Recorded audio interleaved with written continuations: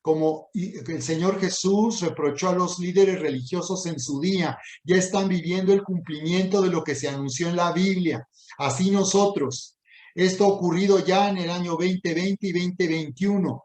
Esto nos indica que se aproxima el fin de esta era y que el arrebatamiento de la iglesia puede suceder en este año 2022. Muy bien. Así que estos son los tres propósitos con los cuales yo voy a estar compartiendo esta nueva serie de mega tendencias y te invito para que me sigas. Primero, vivir con expectativa profética del arrebatamiento de la iglesia. Vivir con expectativa profética, hay que estar expectantes. ¿Qué esperamos que sucede este año? Pues hay que esperar este año el arrebatamiento de la iglesia. Este año hay que esperar el cumplimiento completo de lo que Dios ha hablado para la iglesia de Jesucristo, porque cuando ocurre el arrebatamiento se acabó el tiempo de la iglesia, concluye la historia de la iglesia con el arrebatamiento de parte del Señor Jesucristo.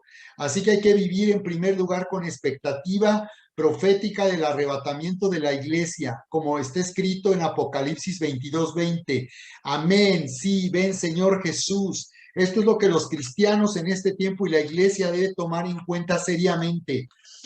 No debemos de estar atemorizados ni evitar escuchar o informarnos acerca de este tema, porque es un tema fundamental de la vida cristiana, tal como lo dice Hebreos en el capítulo 6, verso 1 y 2, donde nos habla de las 5 doctrinas básicas de la vida cristiana, y la última es la resurrección de los muertos y el juicio eterno. Así que esto es parte de la vida cristiana.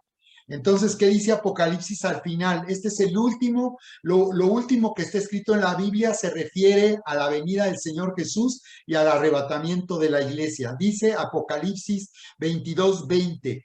El que da testimonio de estas cosas dice, ciertamente vengo en breve, ciertamente vengo en breve. Así es como Jesús se lo declaró al autor del libro del Apocalipsis, el apóstol Juan, el que da testimonio, el Señor Jesús que da testimonio de las cosas que eran, de las que estaban ocurriendo en el tiempo de Juan y de las que vendrían en el futuro, que es lo que nosotros estamos viviendo.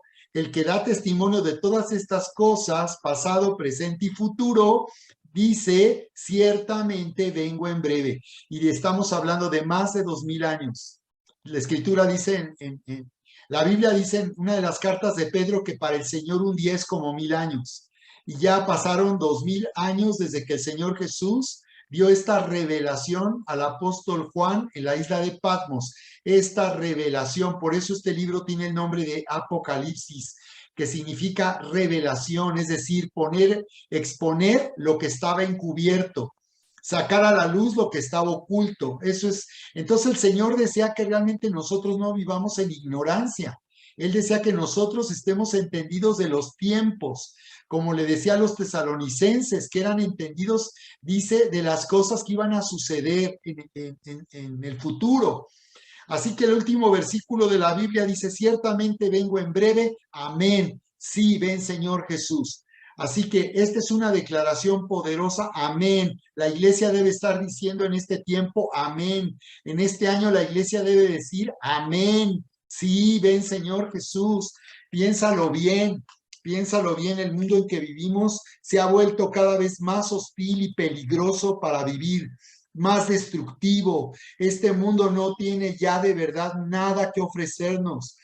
Cada vez las noticias son más espantosas, cada vez las noticias de lo que sucede en el mundo son más amenazantes. Y esto realmente lo que está ocurriendo en el mundo es lo que puede atemorizarnos, pero aún ni a nosotros, a la iglesia, nos atemoriza porque sabemos que este mundo ya está por terminar, el fin de este mundo, ya está por finalizar el mundo como lo conocemos. No necesitamos que este mundo sea reformado. No necesitamos que este mundo sea arreglado, necesitamos que ya termine la vida de este mundo y demos comienzo a una nueva era al venir el Señor Jesús a reinar por 1000 años. Y mira cómo escribía el apóstol Pablo en la recta final de su ministerio. Él sabía que estaba viviendo ya su último tiempo y mira lo que el apóstol Pablo dice acerca del arrebatamiento de la iglesia. Aquí en 2 de Timoteo, capítulo 4, verso 8, dice el apóstol Pablo,